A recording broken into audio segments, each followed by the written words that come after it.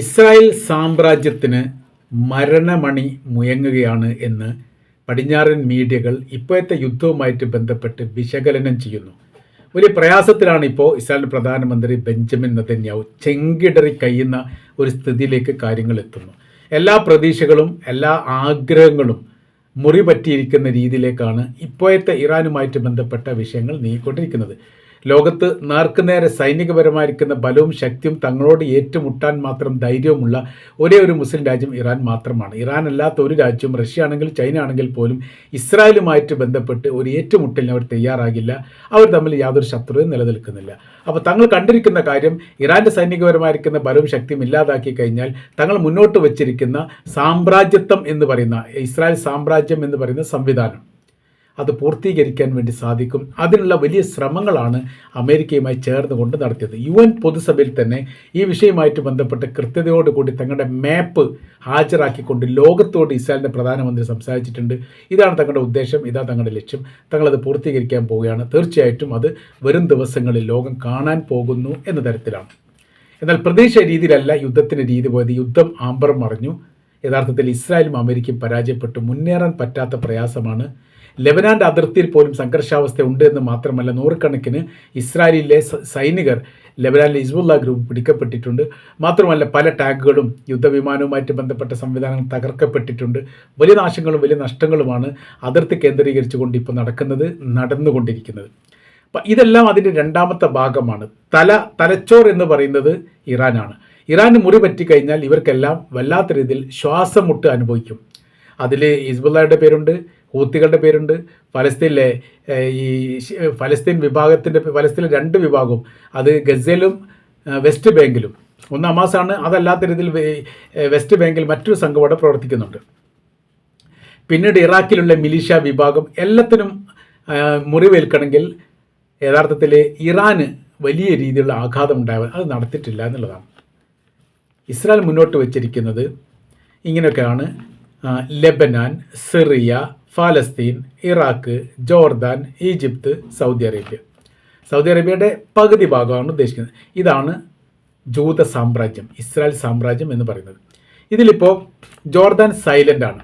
ഇസ്രായേലിൻ്റെ വലിയ അതിർത്തി പങ്കിടുന്ന രാജ്യങ്ങളിലൊന്നാണ് ജോർദാൻ എന്ന് പറയുന്നത്. 1967 അറബ് ഇസ്രായേൽ യുദ്ധത്തിന് ശേഷം പിന്നീട് ജോർദാൻ്റെ നിലപാട് ഇസ്രായേലുമായിട്ട് വലിയ സൗഹൃദമാണ്, വലിയ ബന്ധമാണ്, ചേർത്ത് നിൽക്കുന്ന രീതിയിലാണ് പിന്നീട് അവിടുന്ന് അങ്ങോട്ടൊക്കെ അവരുടെ സമീപന കാര്യങ്ങൾ പോയത്. ഇത്രയും വലിയ യുദ്ധവും രൂക്ഷമായിരിക്കുന്ന സംവിധാന കാര്യങ്ങൾ ഉണ്ടായിട്ട് പോലും ജോർദാൻ ഇസ്രായേലിനെതിരെയോ അമേരിക്കക്കെതിരെയോ എന്തെങ്കിലും നിലപാട് പറഞ്ഞിരിക്കുന്ന റിപ്പോർട്ട് നമുക്ക് വായിക്കാൻ വേണ്ടി സാധിക്കില്ല. പിന്നെയുള്ള സിറിയയാണ്. സിറിയയിലെ ഭരണകൂടം വീണ് കഴിഞ്ഞു. അവിടെ അമേരിക്കയ്ക്ക് അനുകൂലമായിരിക്കുന്ന ഭരണ സംവിധാനം അധികാരത്തിൽ വന്നു. മുമ്പ് ഭീകരവാദിയായിരുന്നു, ഇപ്പം മിതവാദിയായി എന്നാണ് അമേരിക്ക പറയുന്നത്. പിന്നെയുള്ളത് ഫലസ്തീനാണ്. ഫലസ്തീനുമായിട്ട് ബന്ധപ്പെട്ട കാര്യം ഗസ, ഇപ്പോഴത്തെ അവസ്ഥ നമുക്കറിയാവുന്നതാണ്. പിന്നീട് ഈ വെസ്റ്റ് ബാങ്കുമായിട്ട് ബന്ധപ്പെട്ട് വലിയ പ്രശ്നങ്ങൾ, വലിയ വിഷയങ്ങൾ ഇപ്പോഴും നടക്കുന്നുണ്ട് എന്നുള്ളതാണ്. അവിടെ ജൂത വിഭാഗത്തിൻ്റെ കേന്ദ്രീകൃതമായിരിക്കുന്ന മേഖല കേന്ദ്രീകരിച്ചുകൊണ്ട് ഈ ഇറാൻ ആക്രമണം നടത്തിയും ഒരുപാട് മരണങ്ങൾ റിപ്പോർട്ട് ചെയ്യുകയും ചെയ്തു. അവിടെ ഒരു സുരക്ഷിതമില്ലാത്ത മേഖലയായി വെസ്റ്റ് ബാങ്കിലെ ചില ഏരിയകൾ മാറിയിട്ടുണ്ട് എന്ന റിപ്പോർട്ട് പുറത്തു വന്നു. അടുത്തത് പിന്നെ പറയുന്നത് ഈജിപ്താണ്. ഈജിപ്തിനെ സംബന്ധിച്ചിടത്തോളം ഇസ്രായേലിൻ്റെ അതിർത്തി പങ്കിടുന്ന രാജ്യമാണ്. അവർ ഏതെങ്കിലും ഒരു വിഷയത്തിൽ ഇസ്രായേലിനെതിരെയോ അമേരിക്കക്കെതിരെയോ നിലപാട് സ്വീകരിച്ചിട്ടൊന്നുമില്ല. അവരങ്ങനെ കാര്യങ്ങൾ പറഞ്ഞു പോകുന്നു എന്നല്ലാതെ അവരെ കീഴ്പ്പെടുത്താൻ വേണ്ടി കാര്യം അവിടെ ഏറ്റവും കൂടുതൽ കഠിനമായിരിക്കും നിലപാടെടുത്തിരുന്നത് മുൻ ഈജിപ്തിൻ്റെ പ്രസിഡന്റാണ് ഹുസ്നി മുബാറക്കായിരുന്നു. ഹുസ്നി മുബാറക്കിൻ്റെ ഭരണം അട്ടിമറിയപ്പെട്ടു. ഭരണം എന്ന് വെച്ചാൽ അദ്ദേഹം അവിടുന്ന് മാറേണ്ടി വന്നു. വലിയ ആഭ്യന്തര വിഷയങ്ങളും കുഴപ്പങ്ങളുണ്ടായി. അമേരിക്കയാണ് അതിന് പിന്നിൽ. ഇപ്പോൾ സിസി ആണ് അവിടെ അധികാരത്തിൽ വരുന്നത്. അദ്ദേഹം ഇസ്രായേലിനും അമേരിക്കയ്ക്ക് അനുകൂലമായിരിക്കും നിലപാടെടുക്കുന്ന ആളാണ്. ജോർദാൻ നമ്മൾ പറഞ്ഞു. പിന്നെ സൗദി അറേബ്യയെ സംബന്ധിച്ചിടത്തോളം ഈജിപ്ത്, ഇസ്രായേൽ കഴിഞ്ഞു, പിന്നീട് ജോർദാൻ വന്നു, ജോർദാൻ കഴിഞ്ഞാൽ സൗദി അറേബ്യയുടെ ഏകദേശം മധ്യഭാഗം കൂടി കൂട്ടിച്ചേർത്തുകൊണ്ടാണ് ഇസ്രായേൽ സാമ്രാജ്യം തങ്ങൾ ഉണ്ടാക്കുക എന്നുള്ളതാണ്. അതിനൊക്കെ ഈ പറയപ്പെട്ട രാജ്യങ്ങളിലൊക്കെ ഇടപെടൽ നടത്താൻ വേണ്ടിയിട്ട് ഇസ്രായേലിന് എളുപ്പത്തിൽ സാധിക്കും. ജോർദാനുമായിട്ട് ഒരു ഏറ്റുമുട്ടുന്ന സ്ഥിതി ഉണ്ടായാൽ ഒരിക്കൽ പോലും ഇസ്രായേൽ സൈന്യവുമായിട്ട് ഏറ്റുമുട്ടാൻ വേണ്ടിയിട്ടുള്ള നിലപാട് ജോർദാൻ്റെ ഭാഗത്തും ഉണ്ടാവില്ല. അത് സിറിയ ആണെങ്കിലും ഫലസ്തീൻ ഉണ്ടാവും. പിന്നീട് ജോർദാൻ ആണെങ്കിലും ഈജിപ്ത് ആണെങ്കിലും ഏറെക്കുറെ അങ്ങനെ തന്നെയാണ്. ഈ ലെബനാനിൽ അത് ഒഴിവുണ്ട്, അതേപോലെ തന്നെ ഫലസ്തീനിൽ ഒഴിവുണ്ട്. ഇറാഖിൽ മിലിഷ്യ വിഭാഗം വലിയ ശക്തമാണ്. അപ്പോൾ ഈ മേഖല കീഴടക്കാൻ വേണ്ടിയിട്ട് അവർ കണ്ട ഏറ്റവും എളുപ്പമുള്ള മാർഗം എന്ന് പറയുന്നത് അവർക്കൊക്കെ സഹായം നൽകുന്ന ഇറാൻ്റെ തലക്ക് അടിക്കുക എന്നുള്ളതാണ്.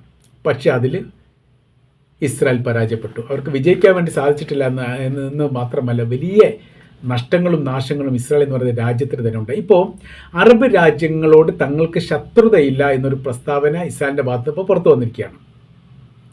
ശത്രുമായ രീതിയിൽ അകന്നു നിൽക്കേണ്ട കാര്യമില്ല. പല രാജ്യങ്ങളും തങ്ങളുമായി സഹകരിക്കുന്നുണ്ട്, നയതന്ത്ര ബന്ധങ്ങളുണ്ട്, വൈമാനിക ബന്ധങ്ങളുണ്ട്, അങ്ങനെയൊക്കെ ബന്ധങ്ങളുണ്ട്. രാജ്യത്തിൻ്റെ പേര് പറഞ്ഞിട്ടില്ലെങ്കിലും അങ്ങനെ ബന്ധകാര്യങ്ങളൊക്കെ പറയുന്നുണ്ട്.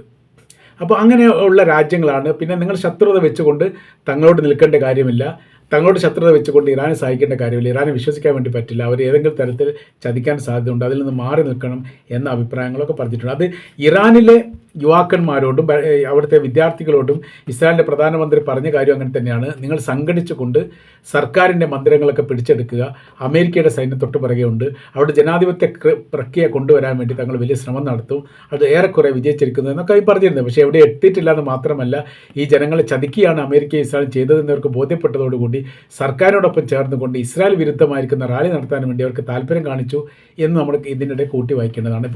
ഇപ്പോഴത്തെ സ്ഥിതികൾ പറയുന്ന കാര്യം എന്ന് പറഞ്ഞാൽ, ലോകത്തോട്, അത് UN സഭയിൽ വെച്ച് വലിയ രീതിയിലുള്ള അധികാരം വെച്ചുകൊണ്ട് അല്ലെങ്കിൽ അഹംഭാവം വെച്ചുകൊണ്ടാണ് ഇസ്രായേൽ പ്രധാനമന്ത്രി സംസാരിച്ചത്.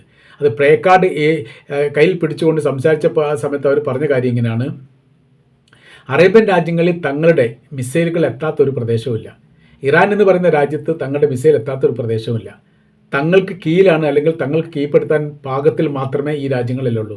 തീർച്ചയായിട്ടും ഇസ്രായേലിൻ്റെ സാമ്രാജ്യം സ്ഥാപിക്കുക എന്നുള്ളത് അത് വലിയൊരു ബൗണ്ടറി ഉണ്ടാക്കിയിട്ട് അതൊരു സംവിധാനത്തോടു കൂടി ഉണ്ടാക്കുക എന്നുള്ളത് തീർച്ചയായിട്ടും താൻ ചെയ്യാൻ പോകുന്നതാണ്. ദൈവം എന്നെ അതിന് നിയോഗിക്കപ്പെട്ടിരിക്കുന്നു എന്നാണ്. ദൈവത്തിൻ്റെ ആളായിട്ടാണ് അദ്ദേഹം സംസാരിച്ചത്. അതാണ് ഇപ്പോൾ ഉടഞ്ഞു പോയിരിക്കുന്നത്. ഇപ്പോൾ ദൈവത്തിന് പോലും സഹായിക്കാൻ വേണ്ടിയിട്ട് സാധിക്കാത്ത വിധം പ്രയാസപ്പെടുകയാണ് ഇസ്രായേലിൻ്റെ പ്രധാനമന്ത്രി എന്ന അഭിപ്രായങ്ങളൊക്കെ ഇപ്പോൾ യൂറോപ്യൻ രാജ്യങ്ങളൊക്കെ പറഞ്ഞു വരുന്നുണ്ട്. അവിടെ പത്രത്തിലൊക്കെ വല്ലാത്ത രീതിയിൽ കളിയാക്കിക്കൊണ്ടാണ് ചില പ്രസ്താവന കാര്യങ്ങളൊക്കെ വരുന്നത്. ഇപ്പോൾ എവിടെ പോയി അധികാരം ഊങ്ങൊന്നും കാണുന്നില്ല, വിരലിൽ വെച്ചുകൊണ്ട് ലോകത്തെ കറക്കിയിട്ട് കീഴ്പ്പെടുത്താൻ മാത്രം ശക്തിയുള്ള രാജ്യമാണ് എന്നൊക്കെ പറഞ്ഞിട്ട് അവരുടെ രാജ്യത്തെയും അവർ രാജ്യത്തിൻ്റെ സംവിധാനത്തെയും സംരക്ഷിക്കാൻ പോലും സാധിക്കുന്നില്ല എന്നുള്ളതാണ്. വലിയ ആക്രമണമാണ് ഇറാൻ്റെ ഭാഗത്ത് വന്നുകൊണ്ടിരിക്കുന്നത്, പ്രതിരോധിക്കാൻ സാധിക്കുന്നില്ല. ആണവ മേഖല പോലും ആക്രമിക്കപ്പെട്ടു എന്ന് പറഞ്ഞാൽ ഇസ്രായേൽ എന്ന് പറയുന്ന രാജ്യം ഉണ്ടാകാൻ ശേഷി ഇത് ആദ്യമായിട്ടാണ്. അത് മാത്രമല്ല, ആക്രമിക്കുന്ന സൈന്യ മേഖല, അവരുടെ രഹസ്യാന്വേഷണ ഏജൻസിയുടെ മേഖല, മൊസാദ് പോലെയുള്ള സംഘത്തിൻ്റെ മേഖല, ആയുധങ്ങൾ സൂക്ഷിക്കപ്പെട്ട മേഖല, പിന്നെ സീപോർട്ട്, എയർപോർട്ട്, സർവ്വ മേഖല ആക്രമിക്കപ്പെട്ടു. അപ്പോൾ തിരിച്ചു പറയുന്ന സമയത്ത് ഇറാൻ്റെ കൈവശത്തിൽ ഒതുങ്ങാൻ മാത്രമേ ഇസ്രായേൽ എന്ന് പറയുന്ന രാജ്യമുള്ളൂ.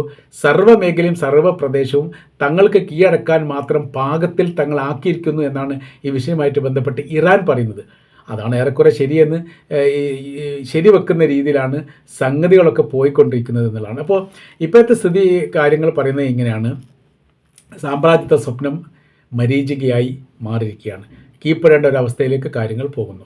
ഇനി മുന്നോട്ട് ഭാവി നിർണ്ണയിക്കുന്നതുമായിട്ട് ബന്ധപ്പെട്ട കാര്യം വലിയ സങ്കീർണമായിരിക്കുന്ന വിഷയത്തിലേക്ക് എത്തും. മാത്രമല്ല, ഈ യുദ്ധത്തിൽ ഇറാൻ ജയിക്കുന്നൊരു സ്ഥിതി വന്നാൽ പാലസ്തീൻ വിഷയവുമായിട്ട് ബന്ധപ്പെട്ട കാര്യം വീണ്ടും ഉയർന്നു പൊന്തും. തങ്ങൾ അതിന് മറുപടി പറയേണ്ടി വരും.